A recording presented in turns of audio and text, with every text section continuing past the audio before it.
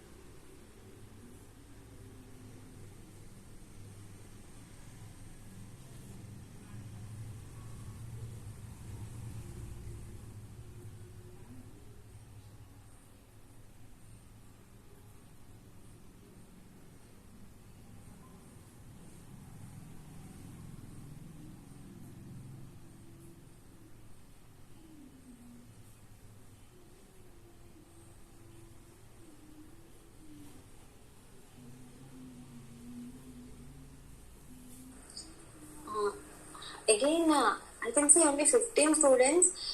See, Ram, if the other students won't join, they don't get a proper attendance. I think it would be difficult for their exams as well, right? So they don't know like the class is going on. Shall I share this meet in the group as well?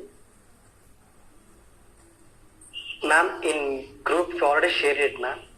In official way. Yes, ma'am. Just checking. No, ma, it's not shared, right, in the group. In systemic disease, we have a separate group. Acha, okay, yeah, we have a group, I agree. You don't want me to share in the other group, right? All the students are there in this, right? Yes, ma'am. No one should be shared. If you want, we can share through that one also, ma'am. I'm sharing now. No, that's not the issue. I'm asking in the systemic diseases also. All the students have been there in this group, right? Yes, ma'am. Okay, if all the students were there in this group, then it's not a problem then. So may I know like why other students haven't joined yet? Actually, we don't know about the reason, ma'am, why they haven't joined. Okay. Still now there are. Because the strength is more, right? Yeah. Yes, ma'am. And the other one. Still now there are 24 students, ma'am. Yeah, exactly. Now I think they were joining. I guess so. 24. Yes, ma'am. See, I will be sharing you all in the systemic diseases. One more which is about pediatric and geriatric. Hope you all can see that, and which have been highlighted also. Like with an yellow marker. You all can see that? Yes, ma'am. All the students? Good. So now I'll just first I'll tell you about the pediatric and geriatric, and later I'll share you the systemic diseases topic also. And in the systemic diseases and pediatric and geriatric, the common things to discuss in both the cases would be of diabetic and hypertensive retinopathy, because in aged people also you'll be seeing that, and in systemic diseases why it comes would be because systemically the body can be affected of a patient with diabetes or hypertension, so it is covered in both the places. Hope it's clear.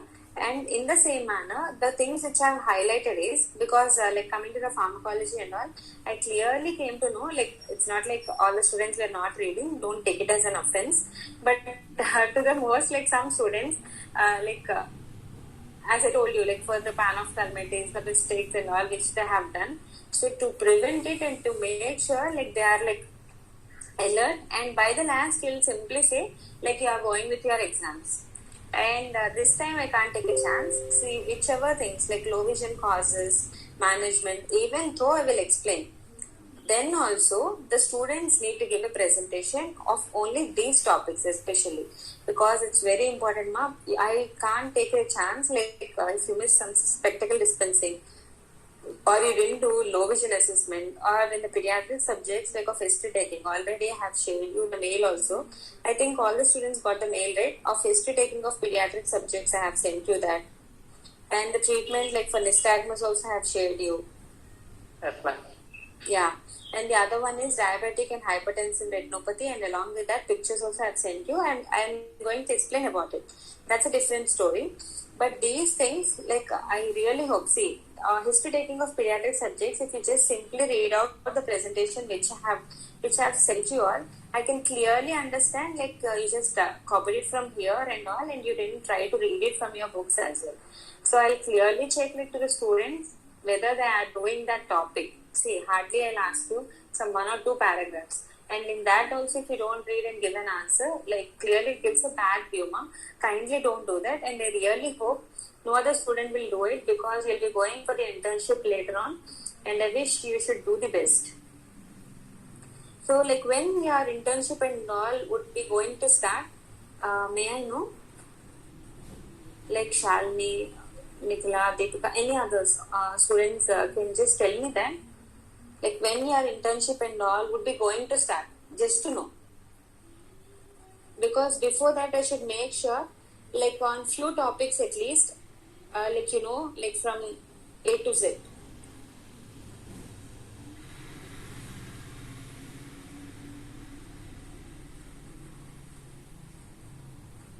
How come all the students became silent when I asked about internship? Ma'am, you just muted all of their mics, ma'am.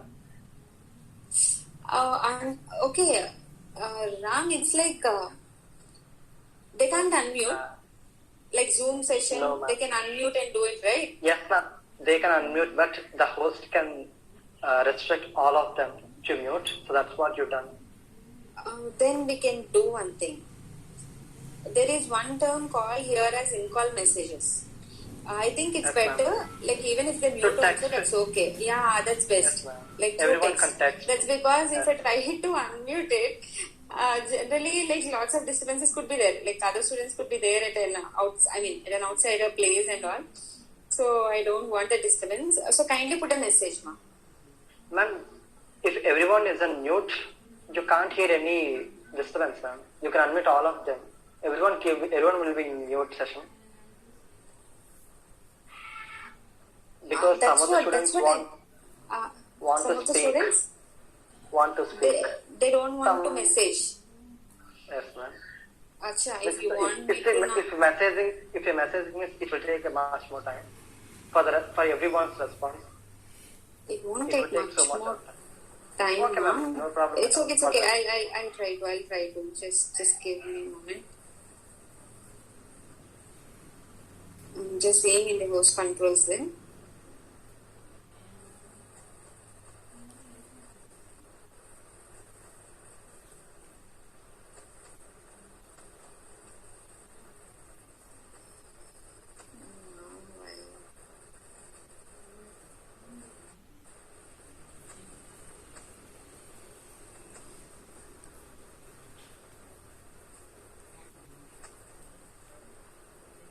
Yeah, I just made it as let everyone unmute.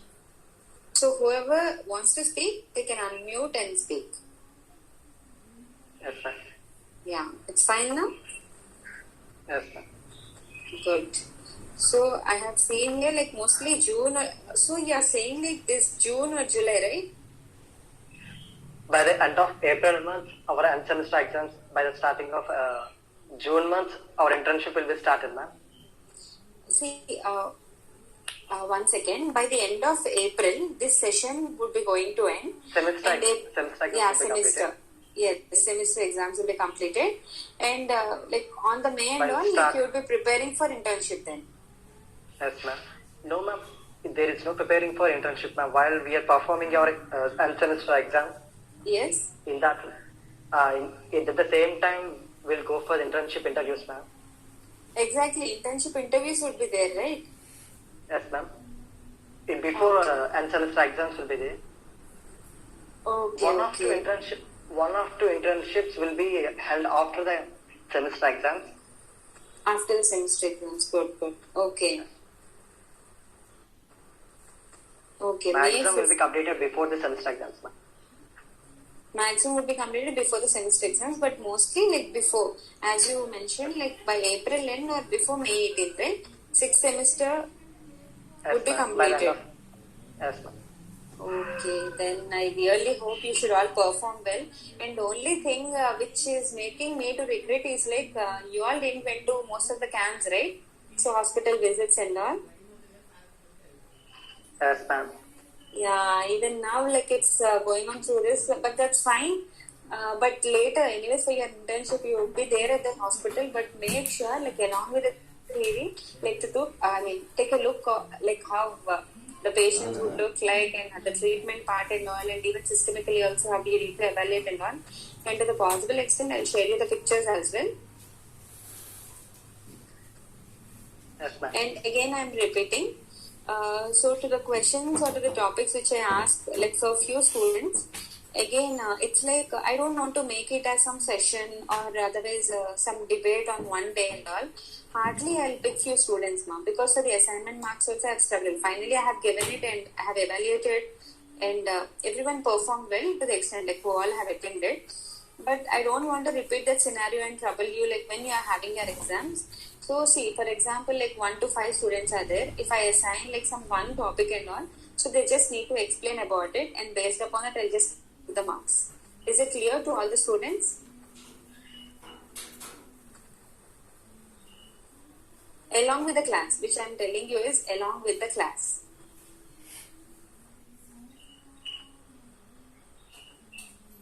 I'm just waiting for the students to give reply. Yes, ma'am. They can unmute now.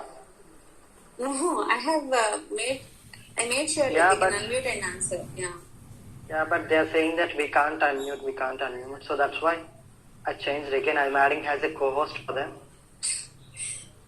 I made it sure that. Yeah, ma'am. Now they can unmute and speak now. Yes, ma'am. Shalini, you can speak now. Let everyone unmute. I have done that. Yes, ma'am. But it's still no worries about that, ma'am. Switching to audio, it is showing how is deactivated the. I didn't deactivate the audio, ma. Yeah, okay, fine. So agreed. Like yeah. I didn't get to what you have said about the topics and.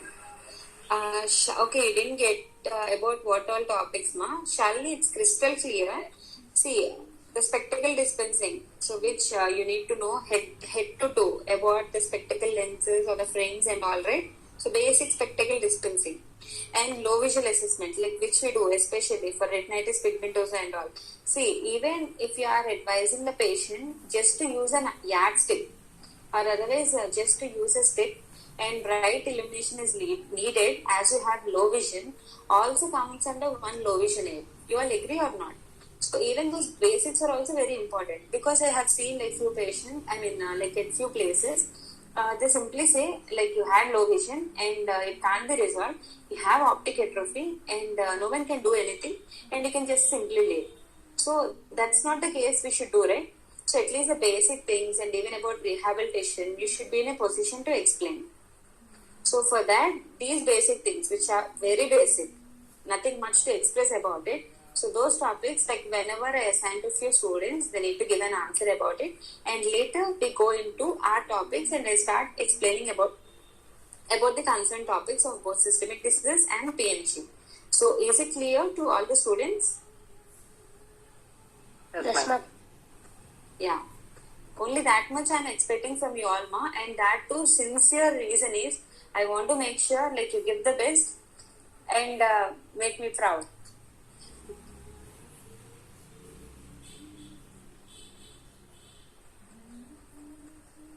So now we are getting into our topic.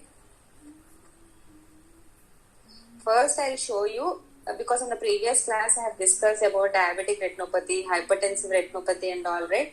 So now I just want to discuss or show you about the pictures, especially of hypertensive retinopathy, ma. So if you observe, I have shared you the pictures. Kindly see that. Again, I am telling you, normal AV ratio is 2:3.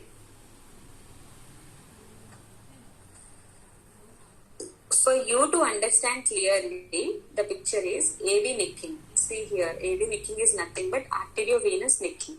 Like an artery is giving a pressure upon the veins. So for that, to know, when you observe at that place, like where the artery is crossing the vein, generally they say 80% cases in normal people, the artery would be crossing over the vein. And in other 20% people and all, you can observe the vein would be crossing over the artery. So try to observe for your friends as well, like when you do the fundus examination, artery is in front or vein is in front. And these things are the fundus diagram, which is very important, because whenever you see for that patient, or when you go for CAMS and see through fundus camera, you should look for AV nicking. This happens because they can't say anything, ma'am. Sorry, I don't know who is this, but I have shared you through mail, ma. I'm asking all the students like to look through their mail. In that, I have mentioned it as hypertensive pictures, hypertensive retinopathy pictures, because I'm not sure, like after sharing the screen, like how much you could be seeing or understanding. So I've just sent it, the presentations, which all are needed through the mail. Okay, ma'am. Yeah. Could you all see on the first picture which I have sent you through mail?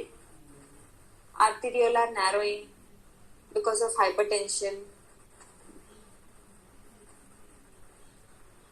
AV nicking. There is one picture also, ma. Artery just crossing upon the vein. I have shared you all. You didn't get it? We can see. Yes. Yeah, okay. Fine then. So whenever the artery becomes narrowed, so as I told you, when it should be like 2:3 and all. So when the AV ratio gets reduced, you should get it out like assuming, like when the arteries become very much narrowed. Say for example, if there is some 1:3 and all, and it's giving like a pressure upon the veins, because of which wherever the artery is crossing, the vein is become narrowed, and later the vein has been dilated. Yes or no?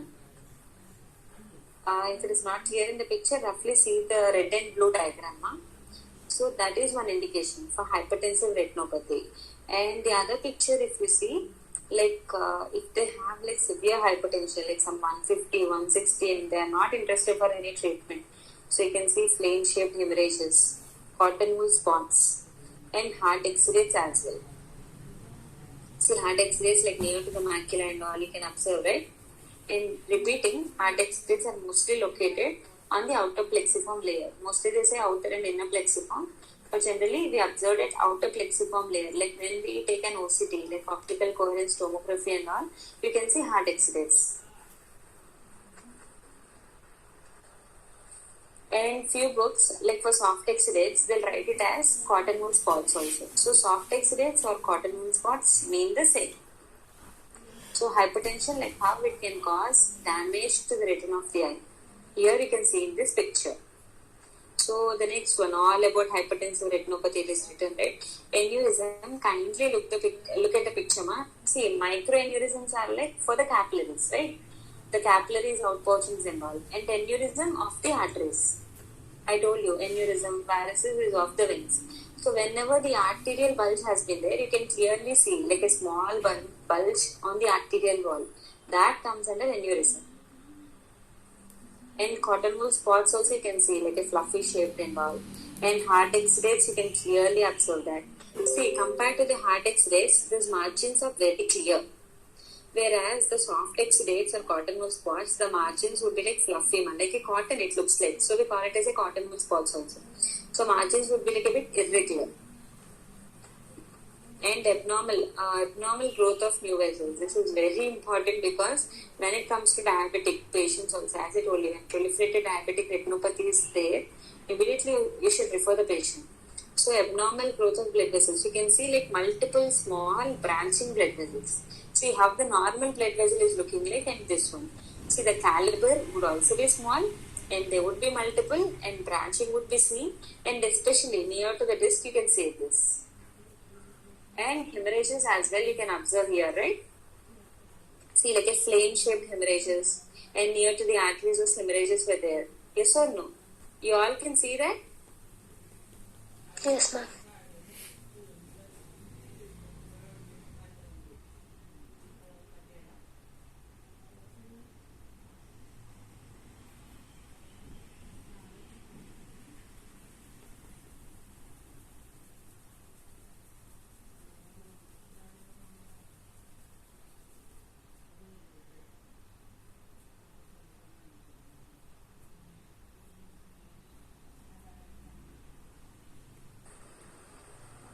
Yeah, good.